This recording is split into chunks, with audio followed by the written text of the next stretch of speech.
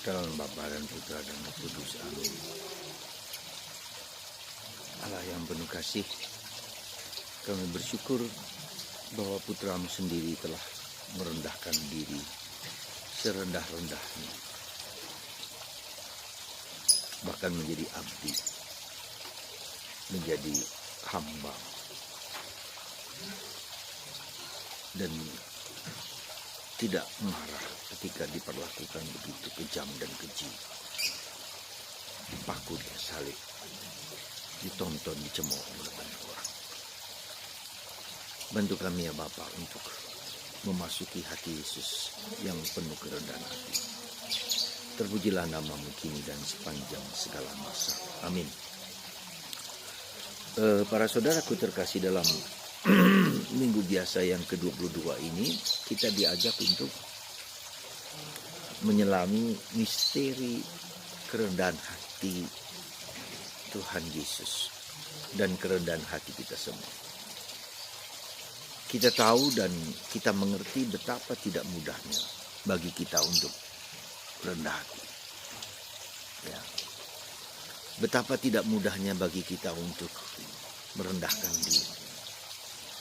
Yesus mengatakan kalau kamu diundang ke pesta, janganlah duduk di tempat yang terhormat, tapi duduklah di belakang. Dan bila tuan rumah mempersilahkan kita ke depan, ya, maka kita dianggap terhormat. Dan Yesus mengatakan kalau mengadakan pesta, adakanlah pesta untuk orang miskin, untuk orang lemah yang tidak dapat membalas kembali pesta itu. Tapi justru mendoakan orang-orang kecil, orang miskin, orang terlantar. Inilah mendoakan kita kalau kita mengadakan perayaan peringatan itu bagi mereka. Saudaraku terkasih dalam Kristus, apa yang sebetulnya mau diinginkan oleh Yesus bagi kita? Yaitu sikap kerendahan hati. Sikap untuk tidak mencari kehormatan. Sikap untuk tidak dihargai karena kita kaya, karena kita hebat, karena kita berkuasa. Penghargaan kita bukan karena, sekali lagi, bukan karena kedudukan atau karena apa yang kita miliki. Penghargaan kita tidak tergantung kepada berapa banyak mobil saya, ya, harta saya. Bukan itu. Ya. Di mata Allah, Tuhan tidak melihat kita dengan banyaknya yang kita miliki. Bukan itu. Tapi justru dalam kerendahan hati kita yang terdalam. Kesediaan kita untuk untuk berada di tempat yang rendah. Dan ini bukanlah yang gampang. Sekali lagi, bukanlah yang gampang. Kita punya kecenderungan untuk mengagungkan diri kita sendiri karena sesuatu yang kita miliki. Glorify myself because of what I have. Mengagungkan kita karena apa yang kita miliki. Entah itu milik harta, atau milik kemampuan, atau milik sesuatu kecerdasan, keunggulan. Ya, bukan itu. Tetapi kemampuan kita untuk belajar merendahkan diri. Untuk tidak marah, kecewa, sakit hati bila kita diperlakukan, disalah mengerti oleh orang lain. Dan ini yang menjadi suatu tantangan bagi kita semua. Berapa kali kita tersinggung, berapa kali kita marah, berapa kali kita mungkin dilecehkan, mungkin diperlakukan tidak adil oleh orang lain, dan kita bisa marah. Bahkan apa yang viral di masyarakat Indonesia baru-baru ini karena terluka harga dirinya, ya. Dan itu bisa menjadi balas dendam, dan itu menjadi lingkaran setan, vicious circle, lingkaran setan di mana orang hukum balas dendam satu dengan yang lain karena diperlakukan, dihina, diejek, dan segala macam itu. Maka para saudaraku terkasih, kita sungguh mempunyai seorang Tuhan seorang Yesus yang memberikan contoh kepada kita, ya, diperlakukan dengan sangat keji, ya, tetapi pada akhirnya dia hanya mengatakan, ya Tuhan, ampunilah mereka karena mereka tidak tahu apa yang mereka buat.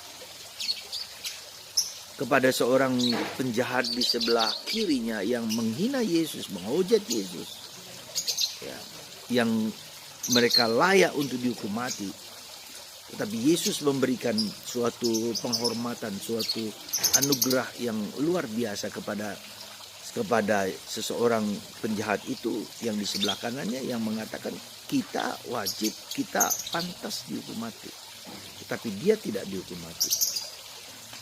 Maka dia mengatakan, Yesus, kalau engkau di surga, ingatlah akan aku.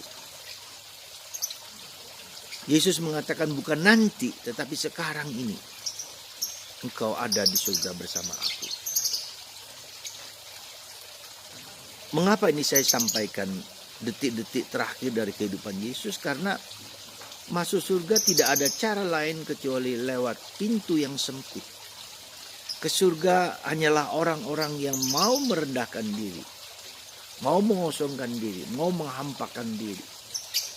Itulah syarat yang paling utama dan paling mendasar. Sekali lagi, masuk surga adalah orang yang merendahkan diri, orang yang menghampakan diri, orang yang meniadakan dirinya sendiri. Bukan dia yang harus dipuji, tapi Tuhan yang harus dipuji. Dan ini merupakan suatu paradoks kehidupan kita.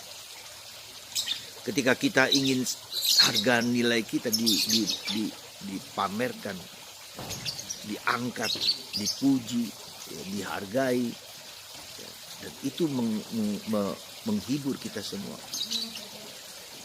Tetapi bukan itu, saudaraku terkasih. Menjadi pengikut Yesus, menjadi serupa dengan Yesus.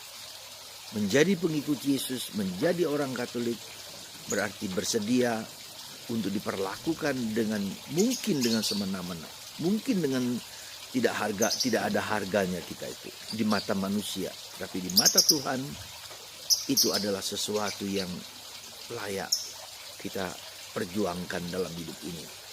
Semoga Anda dan saya, kita semua, ketika kita marah, ketika kita tersinggung, ketika kita merasa diperlakukan tidak adil, maka di sanalah saatnya kita mempersembahkan segalanya kepada Tuhan. Tuhan, aku layak menerima semua itu. Mungkin juga karena dosa-dosaku, tapi juga mungkin karena aku mau mengikuti teladan dan kehidupanmu sendiri. Ikut serta dalam penderitaan Yesus. Seperti itu kira-kira yang menjadi permenungan kita hari ini. Semoga kita di tempat kita berada, kita belajar untuk rendah hati, dan hargaku bukan pada apa yang kumiliki, bukan pada kehebatanku, tapi justru kepada kerendahan hati yang aku perjuangkan dari waktu ke waktu. Dan Tuhan melimpahkan berkat bila kita bersedia merendahkan diri.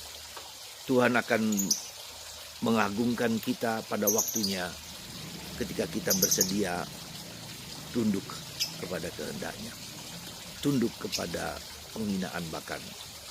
Semoga Tuhan memberikan rahmat kepada kita untuk belajar rendah hati.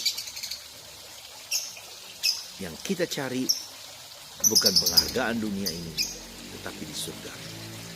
Tuhan memberkati Anda dan saya. Bapa, Putra, dan Roh Kudus.